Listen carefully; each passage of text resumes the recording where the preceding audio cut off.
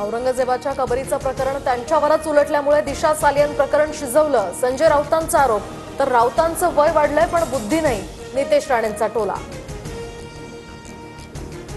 दिशा सालियनच्या वडिलांच्या याचिकेचा संबंध औरंगजेबाशी जोडणं नैतिकतेला धरून नाही, संजय राऊतांच्या टीकेनंतर उदय सामंतांचं उत्तर. आदित्य ठाकरेंना अटक करून चौकशी करा, आरोप खोटे आहेत तर पुरावे द्या आणि आम्हाला खोटं ठरवा. नितेश राणेंचं आदित्य ठाकरेंना आव्हान. तर नैतिकतेच्या आधारावर आदित्य ठाकरेंनी राजीनामा देण्याची सुद्धा मागणी. दिशा सालियनच्या कुटुंबियांची हायकोर्टात याचिका. आदित्य ठाकरेंसह सूरज पांचोली, दिनू मोरियावर गंभीर आरोप. तर मुंबई पोलीस आणि किशोरी पेडणेकरांनी दिशाभूल करत दबाव टाकल्याचा सुद्धा आरोप.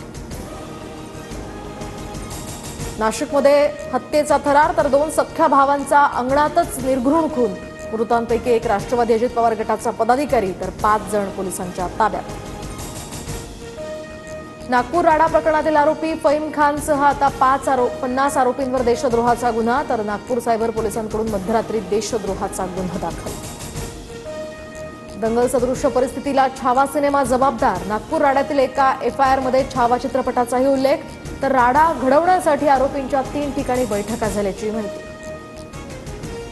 नागपुरातील 11 भागांमध्ये आज 4थ्या दिवशी सुद्धा संचारबंदी कायम. तर राड्याच्या पार्श्वभूमीवर प्रशासनाची खबरदारी.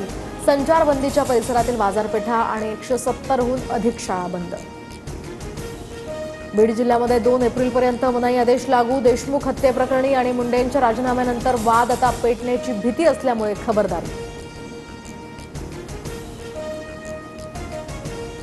आमदार महेंद्र थोरवेंच्या मध्यस्थीनंतर माथेरानकरांकडून संप मागे. पर्यटकांची फसवणूक रोखण्यासाठी पाऊल उचलण्याचं निश्चित झाल्यानंतर आता ग्रामस्थांचा निर्णय.